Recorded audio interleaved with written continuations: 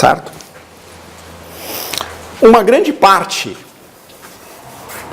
o Bolsonaro promete zerar o déficit em 2019 e superávit em 2020. Eu elegi, mas não vai acontecer. Ele pode esquecer isso aí. A chance é nenhuma. Pode fazer a conta se você quiser. Mas ele vai reduzir.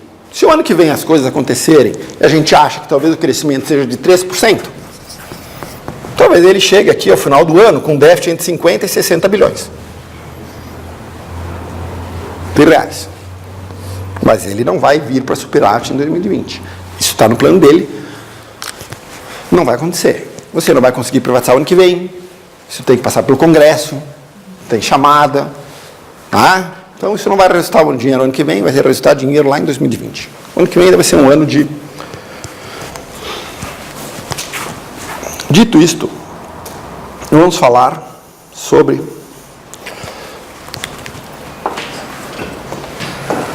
eu não tenho... Acabei não pegando aqui os... Então eu vou apagar com a mão. Isso é tranquilo. Pega tranquilo. Então olha só. Qual é que é o mais grave problema econômico hoje no país? Qual é o problema que eu não posso deixar para amanhã, que eu tenho que resolver para ontem, e que afeta todo mundo? Previdência, meu amigo. Se você não resolver a Previdência, você não resolve nada. Vou dar números da Previdência para vocês. O Brasil gasta 700 bilhões de reais com o pagamento de Previdência. 700 bilhões de reais. E arrecada 420 bilhões de reais. Portanto, eu tenho um déficit de 280 bilhões de reais. Tá bom para vocês? É o dobro do déficit público. Só com a Previdência. Certo? Mas vai piorar. Não se preocupem. Esse número não vai se manter assim. Ele vai piorar.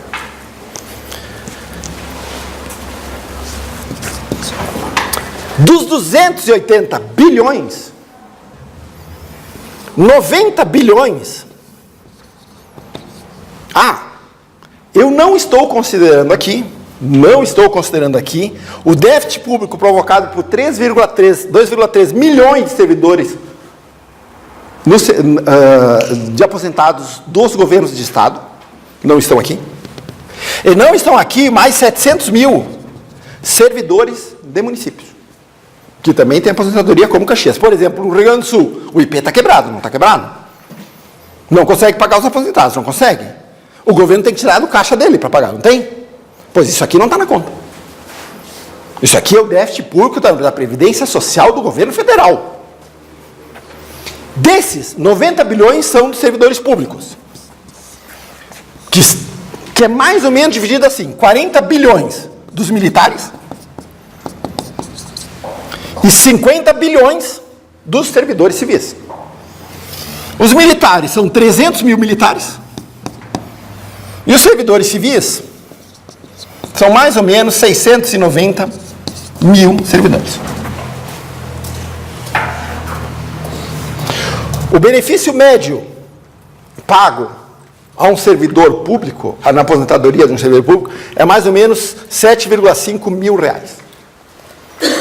7.500 reais a aposentadoria média do servidor público. Dos militares é 9 mil reais. Os militares se aposentam em média com 45 anos. E não se preocupem, é igual às médias dos países da OCDE. Porque em todos os países do mundo os militares têm um regime especial. Certo? Os outros 190 bilhões é do setor privado. O setor privado tem 27 mais 5 milhões. Tem 32 milhões de aposentados. Então, 1 milhão de aposentados causam metade do déficit de 32 milhões de aposentados. Entenderam isso? Qual é o maior plano de distribuição de renda e qual é o maior benefício assistencial do país? Qual é o maior benefício que todo mundo fala em eleição, que diz eu não vou cortar, não vou acabar? Qual é o maior benefício? Bolsa Família. Certo? Correto? Errado. O maior benefício social que o Brasil tem é um negócio chamado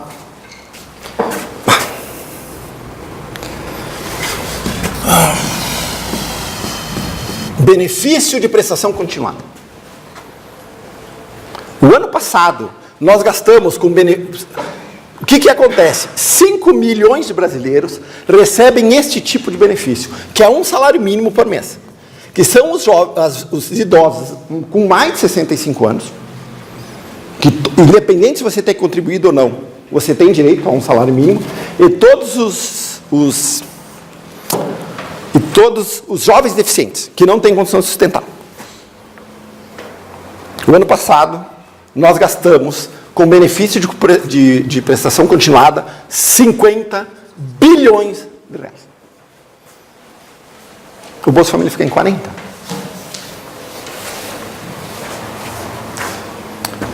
Dos 190 bilhões de reais, você sabe de onde vem a maior parte do déficit? Se nós dividimos os 140 que sobraram, porque os 50 bilhões é praticamente... Se nós pegar os 140 bilhões que sobraram aqui de déficit, 112 bilhões é da aposentadoria das áreas rurais.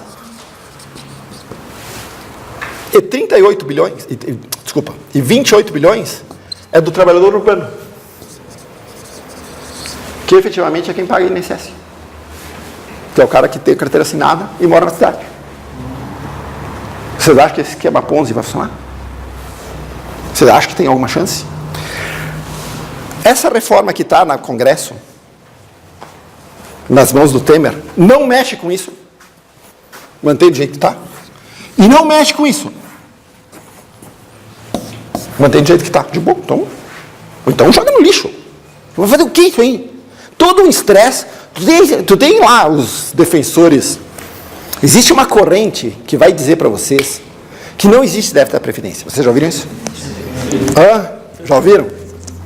Sabe por quê que eles dizem que não existem? Vocês sabem qual é a mágica contábil? Eles incluem como receita da Previdência tudo que nós pagamos de PIS, COFINS e contribuição social sobre lucro. Que são contribuições sociais que, segundo eles, têm que ser usados para pagar a Previdência. Por isso que existem números diferentes. Mandem catar coquinho. Os caras estão de sacanagem. Por isso, não, é superavitário, tem dinheiro sobrando. Tá bom, então o que eu não pago? Se vocês querem que eu pegue dinheiro que eu uso hoje para pagar, sei lá, servidor público, ou mando para a escola, você quer que eu não tire, você quer que eu jogue para onde? Então, por isso que tem. Então, nós temos aí um compromisso gigantesco com a reforma da Previdência, que não vai ser uma reforma fácil, mas é uma reforma que tem que ser. Porque o que acontece? Via de regra. Eu até entendo que eu vá lá discutir com um cara de história, de humano, sei lá de onde vem, que o cara queira me explicar que não existe déficit da Previdência. O economista não pode falar isso. A chance é zero. Ou você não entende economia, nada. Não tem como você ser um de economia e dizer não existe déficit da Previdência. Não, ele existe, ele é claro, ele existe e está lá. Isso é um fato. Dizer, não, olha, tu vê, mas tem mais PIS, COFINS, digo, não. Nós já tivemos o Manteiga que gostava de utilizar a contabilidade criativa para mascarar as contas. Não permitam que isso continue. Perdão. Não é? Então, o déficit da Previdência é hoje o maior desafio. Por que eu tenho uma convicção que também nesse aspecto nós não erramos na escolha? Porque eu tive isto por muito tempo e muito debate. em redes sociais, que foi onde eu fui militar. Né, chefe? Viu bastante lá, né? Porque a maior característica do presidente eleito não era o conhecimento técnico, era a coragem. Porque vocês não esperem que para fazer o que tem que fazer, ele não vai ter que enfrentar um exército.